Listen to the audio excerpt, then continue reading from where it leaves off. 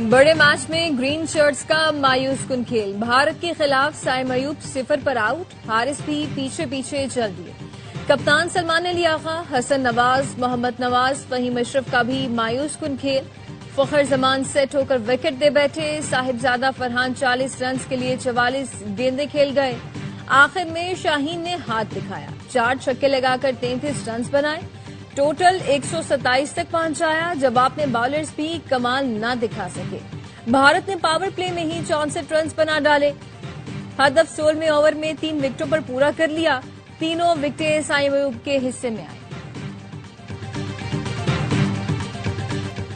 پاکستانی بلے بازوں کی وہی پرانی بیماری، 20 اوورز کے میچ میں 63 ڈاٹ بالز، کیا یہ ہے پازیٹیو انٹینٹ؟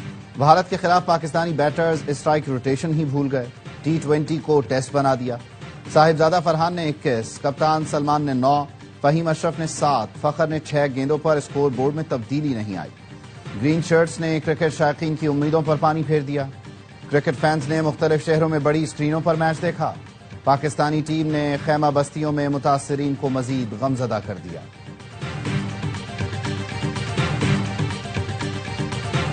موجودہ کھلاڑیوں کو ہٹا دیں تو پھر ٹیم میں کس کو رکھیں؟ سابق کرکٹر باسط علی کا AFY نیوز کی اسپیشل ٹرانسمیشن میں اظہار خیال، کہا اس وقت ہم یہی سوچتے ہیں کہ جو ٹیم میں نہیں وہ اچھا ہے، نئے کھلاڑیوں کو 4 دن کی کرکٹ کھلانی چاہیے۔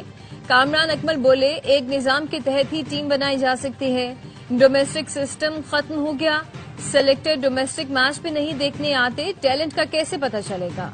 پاکستان ٹیم فائنل میں پہنچی تو کہہ سکتے ہیں کہ اچھا کھیلی ہے۔ پاک بھارت میچ میں ٹاس کے وقت دونوں کپتانوں نے ہاتھ نہیں ملایا۔ میچ ختم ہونے کے بعد بھارتی کھلاڑیوں نے پاکستانی کھلاڑیوں سے مصافحہ نہیں کیا۔ پاکستانی کپتان نے احتجاجاً پوسٹ میچ تقریب کا بائیکاٹ کیا۔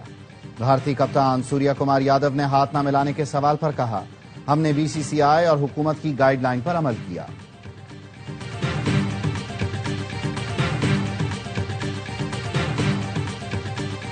نفرت ہار گئی، کھیل جیت گیا۔ بھارتی میڈیا نے پورا زور لگایا، انتہا پسندوں کو بھی ساتھ ملایا، لیکن رسوائی کے سوا کچھ ہاتھ نہ آیا۔ دبئی کا اسٹیڈیم تماشائیوں سے کھچا کھچ بھر گیا۔ بائیکاٹ کے نعرے دھرے رہ گئے۔ نیلے ہرے رنگوں میں ملبوس تماشائی ساتھ اسٹیڈیم آئے، ساتھ بیٹھے، ساتھ جھومے، ساتھ جشن منایا۔ بھارتی میڈیا کے گرو گھنٹا الرنب گوسوامی نے خوب رونا دھونا کیا، چیخ چیخ کر آسمان سر پر اٹھایا۔ ٹکٹ فروخت نہ ہونے کا پروپیگنڈا بھی بڑھ چڑھ کر رچایا گیا، مگر حقیقت یہ ہے کہ اسٹیڈیم میں تل دھرنے کی جگہ بھی نہ رہی۔ حکومت نے سیلاب متاثرہ علاقوں میں اگست کے بجلی کے بل معاف کر دیے۔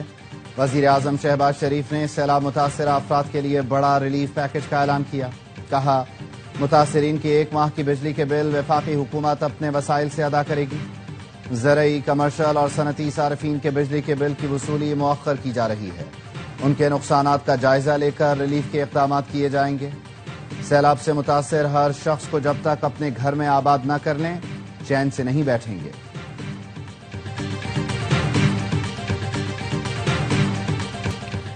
سنتاس معاہدے پر عمل درآمد ہوتا تو تباہی کم ہوتی، مودی نے پاکستان کو تکلیف پہنچانے کے لیے اپنے شہر بھی ڈبوئے۔ وفاقی وزیر احسن اقبال کہتے ہیں مودی کی ہٹ دھرمی اور پانی کو ہتھیار بنانے کی سیاست نے تڑکا لگا کر بڑے پیمانے پر تباہی کی۔ وفاقی وزیر احسن اقبال کہتے ہیں ہم نے تم کو مار کا حق میں مارا ہے، آئندہ بھی چھیڑ چھاڑ کی تو اس سے بڑا سبق سکھائیں گے۔ دریائے چناب میں طغیانی سے علی پور کی مزید بستیاں زیر آب، گھر بار، مال مویشی سب کچھ بہہ گیا۔ سید پور سمیت کئی علاقوں میں سیلاب نے آمد و رفت بند کر دی۔ جلال پور بھٹیا میں پورا گاؤں سیلاب میں بہہ گیا۔ جلال پور پیروالا کے قریب سیلاب کی وجہ سے موٹر وے M5 بند کر دی گئی، ٹریفک متبادل راستوں پر منتقل۔ پنڈی بھٹیاں کے نواحی علاقے بھی زیر آب، مکین گھروں میں محصور۔ لیاقت پور کے اکثر متاثرین منچن بند پر بغیر کیمپ کی زندگی گزارنے پر مجبور۔ چنیوٹ میں 4 خاندانوں کے 27 افراد کے لیے صرف 2 خیمے۔ اوچھ شریف کے سیلاب زدہ علاقوں میں لوگ بچا کچا سامان سمیٹ کر سڑک کنارے امداد کے منتظر۔ پنجاب میں سیلاب سے اموات 100 سے اوپر چلی گئیں، 5000 کے قریب دیہات اور 45 لاکھ سے زائد افراد متاثر ہوئے۔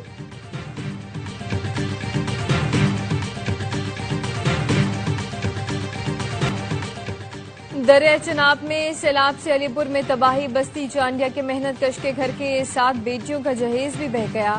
لیاقت پور کے موزہ گل محمد لنگاہ کے متاثرین کو خیمے تو مل گئے، متاثرین کو راشن ملنے کا انتظار ہے۔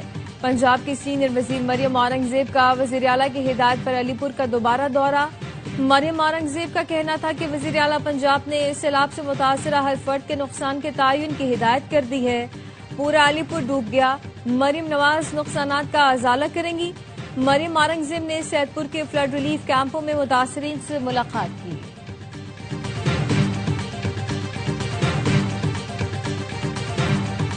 وزیر اعلیٰ سندھ مراد علی شاہ کا سکھر بیراج کا دورہ، کہا ہماری پہلی ترجیح لوگوں کی جان بچانا اور دوسری بیراجز کو محفوظ بنانا ہے۔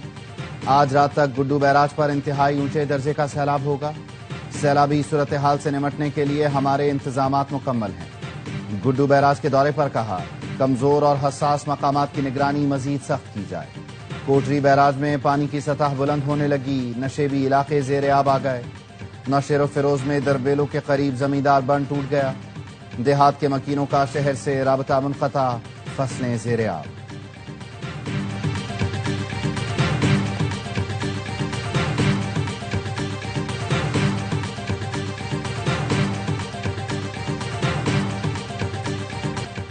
شہادت میرے بیٹے کی خواہش تھی، 10 بیٹے بھی ہوتے تو وطن پر قربان کر دیتی، جس میں اللہ راضی اس میں ہم راضی۔ شہید میجر عدنان کی والدہ کو بیٹی کی شہادت پر فخر، شہید کے اہل خانہ کے ساتھ AY نیوز کا خصوصی پروگرام۔ میجر عدنان کے والد محمد اسلم نے کہا میجر عدنان کی شہادت کا سن کے سب کو کہا کہ رونا نہیں، صبر اور شکر کا مظاہرہ کرنا ہے۔ میجر عدنان کی شہادت کے بعد آج تک صبر و شکر قائم رکھے ہوئے ہیں۔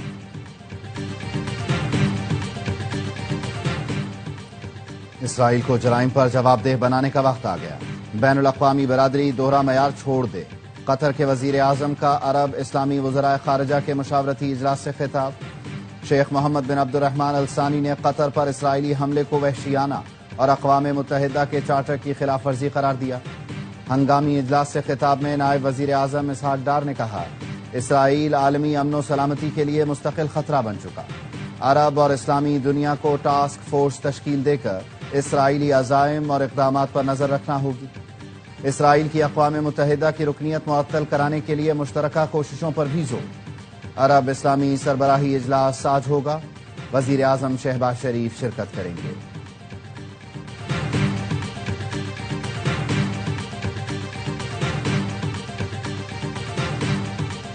صدر آصف علی زرداری کا چین میں کرافٹ کمپلیکس کا دورہ، J-10C طیارہ تیار کرنے والے کمپلیکس بھی گئے۔ صدر زرداری کا کہنا تھا کہ J-10C اور GF-17 نے پاک فضائیہ کو مضبوط بنایا۔ صدر آصف علی زرداری اس کمپلیکس کا دورہ کرنے والے پہلے غیر ملکی سربراہ ہیں۔ خاتون اول آصفہ بھٹو اور chairman peoples party Bilawal Bhutto Pakistani اور چینی سفیر بھی صدر کے ہمراہ تھے۔ صدر آصف علی زرداری کا زلزلہ وارننگ سسٹم سے لیس ہائی سپیڈ ٹرین میں بھی سفر، صدر کو ٹرین آپریشن سیفٹی سسٹمز پر بریفنگ۔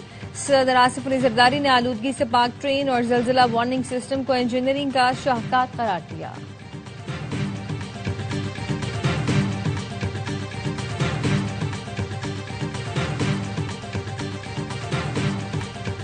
خیبر پختونخوا میں حکومت نام کی کوئی چیز نہیں، بیڈ گورننس نہیں مس گورننس ہے، کرپشن کا بازار نہیں مارکیٹ گرم ہے۔ مولانا فضل الرحمان کا پشاور میں تقریب سے خطاب، کہا خیبر پختونخوا حکومت کی سرپرستی کرنے والے صوبے کو تباہ کرنے میں برابر کے شریک ہیں۔ بانی PTI سے گلا تھا لیکن موجودہ حکومت کی پالیسی بھی تبدیل نہیں ہوئی۔ ہم ملک کو آئین کے ساتھ کھڑے ہیں، بندوق کی سیاست کے قائل نہیں۔ توشین نے مار کر حق انٹرنیشنل باکسنگ ایونٹ میں پاکستانی باکسر اصغر خان نے افغان حریف کو شکست دے دی۔ اصغر خان کے تابڑ توڑ مکھوں کے سامنے عصمت الکوزئی ڈھیر ہو گئے۔ گراؤنڈ میں جشن کا سماں، پاکستان زندہ باد کے نعرے۔ معاشی think tank economic policy and business development نے شرح سود میں کمی کی سفارش کر دی، کہا سیلاب سے زرعی شعبہ شدید متاثر ہوا ہے، سیلاب کے بعد معاشی بحالی کے لیے صنعتی ترقی اہم ہے، شرح سود کو 11% سے کم کر کے 9% پر لایا جائے، زرعی بدحالی کے بعد صنعتی ترقی ضروری ہے، شرح سود کو کم کرنے سے حکومت کو 3000 ارب روپے کی بچت ہوگی، حکومت یہ رقم سیلاب متاثرہ علاقوں میں تعمیر اور بحالی پر خرچ کر سکتی ہے۔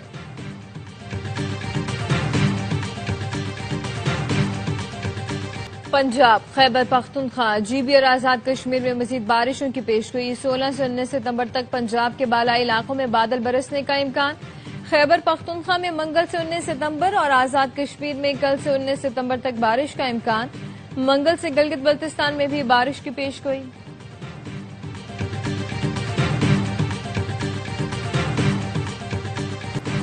بلوچستان کے ضلع اوسطی محمد میں تعلیم کا برا حال، 50 سے زائد اسکول عمارتوں سے محروم، نونہال کھلے آسمان تلے یا درختوں کے نیچے بیٹھ کر تعلیم حاصل کرنے پر مجبور۔ ضلع بھر میں 342 اسکول ہیں، 90% میں بنیادی سہولتیں ہی نہیں۔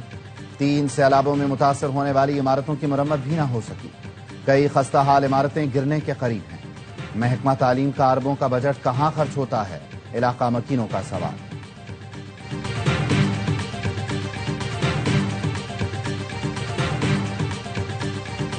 کراچی کے علاقے قیوم آباد میں نازیبہ ویڈیوز بنانے کا کیس، پولیس نے گرفتار ملزم شبیر احمد کے خلاف زیادتی کی دفعات کے تحت مزید 3 مقدمات درج کر لیے۔ پولیس حکام کا کہنا ہے کہ متاثرین میں 1 لڑکا اور 2 لڑکیاں شامل ہیں۔ متاثرین نے اپنے بیان میں کہا، سوشل میڈیا پر چلنے والی خبروں کے ذریعے ملزم کو شناخت کیا۔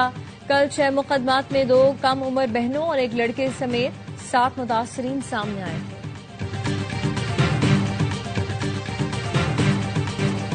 سیالکوٹ کے نواحی علاقے جاہر میں تیز رفتار کار برساتی نالے میں گر گئی، 4 افراد جان بحق، ڈرائیور نے چھلانگ لگا کر جان بچائی۔ جان بحق ہونے والوں میں 22 سے 30 سال کے 4 افراد شامل۔ جام شوروں میں نوری آباد کے قریب موٹر وے پر ٹائر پھٹنے سے بس الٹ گئی، خواتین اور بچوں سمیت 45 افراد زخمی ہو گئے۔ بس میں سوار افراد زیارت کے لیے بھیڑ شاہ جا رہے تھے۔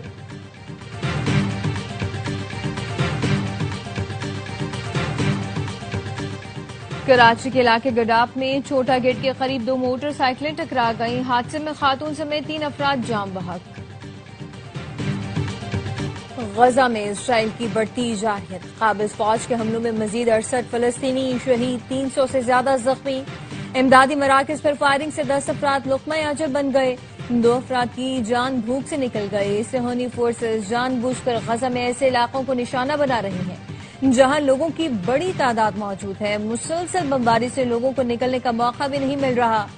غزہ شہر کو دہشت گرد فوج نے چاروں طرف سے گھیر رکھا ہے، سمندر اور فضا سے بم برسائے جا رہے ہیں، زمینی گولہ باری بھی تیز کر دی گئی ہے۔ غزہ کے لیے امداد لے جانے والے سمود فلوٹیلا رواں دواں ہیں، قافلے میں تیونس اور یونان سے بھی کشتیاں شامل ہو رہی ہیں۔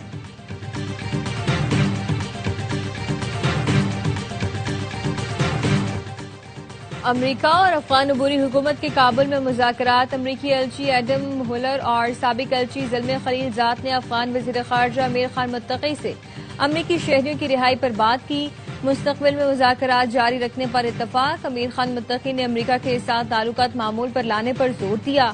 امریکی وفد نائب وزیر اعظم برائے اقتصادی امور ملا عبدالغنی برادر سے بھی ملا۔ وزیر داخلہ محسن نقوی اور وزیر مملکت برائے داخلہ طلال چودھری کی شہید کیپٹن تیمور حسن کے گھر آمد، لواحقین سے تعزیت اور فاتحہ خوانی کی۔ وزیر داخلہ محسن نقوی کا کہنا تھا، جوان اکلوتے بیٹے کی جدائی کا دکھ الفاظ میں بیان نہیں کیا جا سکتا۔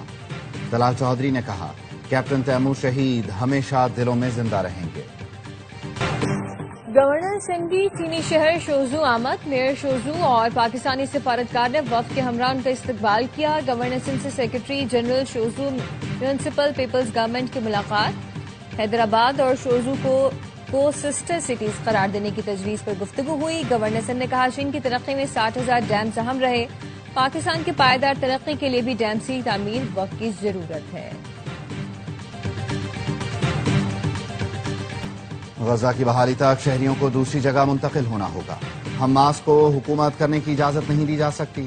فلسطین کو تسلیم کرنے والے ملک اسرائیلی رد عمل سے خبردار رہیں۔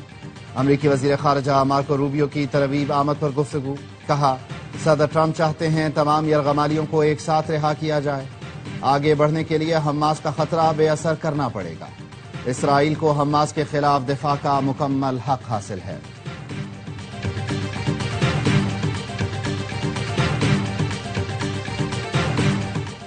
اور لیبیا میں ٹرک کھینچنے کا مقابلہ، 12 پہلوانوں نے دکھایا طاقت اور مہارت کا کمال۔ عبد الرحمان موسیٰ نے پہلی پوزیشن حاصل کی اور 4000 لیبین دینار کے حقدار ٹھہرے۔